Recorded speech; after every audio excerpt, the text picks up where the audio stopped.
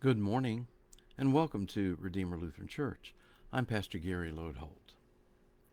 This past Sunday was Reformation Sunday in my congregation. It's the day that commemorates Martin Luther posting the 95 Theses on the doors of the Wittenberg Church, which was the event that sparked the Protestant Reformation.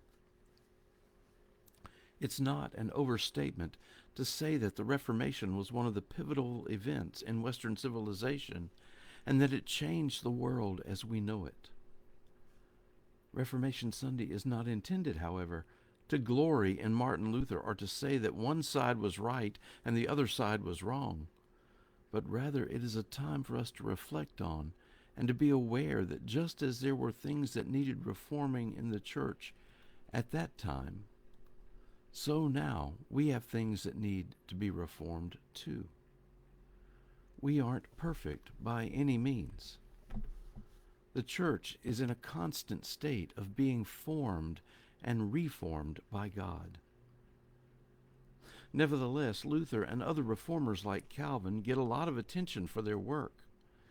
There are a lot of lesser-known reformers too, people like Melanchthon or Zwingli, and maybe more. Less well known than even those are the women who were part of the movement. This week, following Reformation Sunday, my hope is to tell the stories of 4 of those important but hidden women who were vital for the effort to reform the church. On Friday, then, I plan to share some little-known facts about Luther and his times that I think you will find fascinating. Today we start with the most well-known of those women, however, Luther's wife, Katherine von Bora. When Katherine was 6 years old, she was sent off to a convent for education and a possible future as a nun.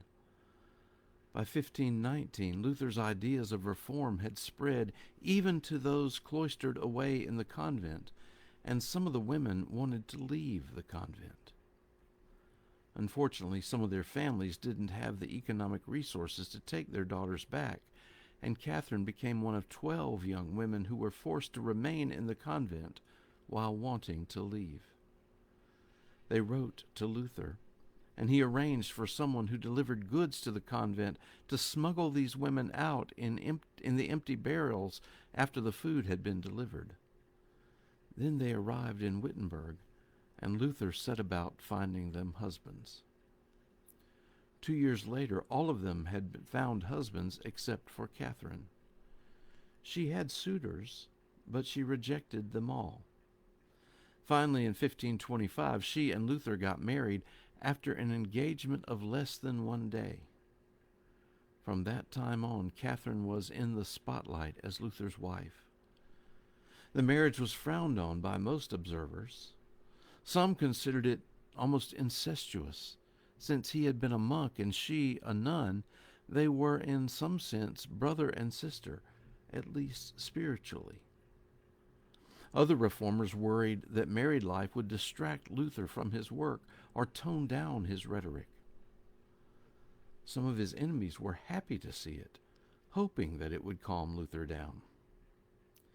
In truth, she probably didn't have much time to attend to matters of the Reformation or to public opinion of her.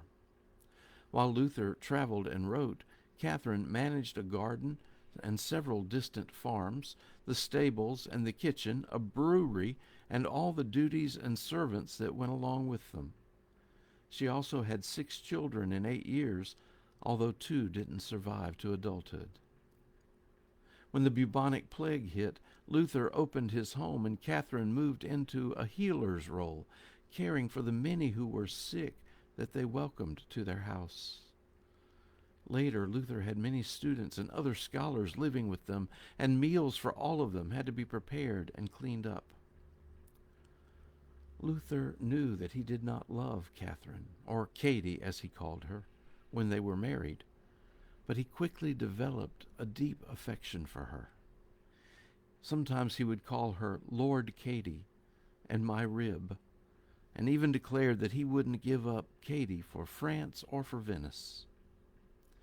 Katie clearly supported Luther and his work, filling the traditional role for women in that day, which allowed Luther the freedom to study, write, and teach.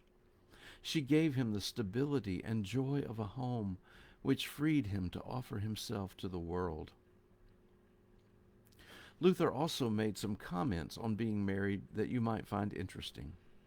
He said, "Of course the Christian should love his wife.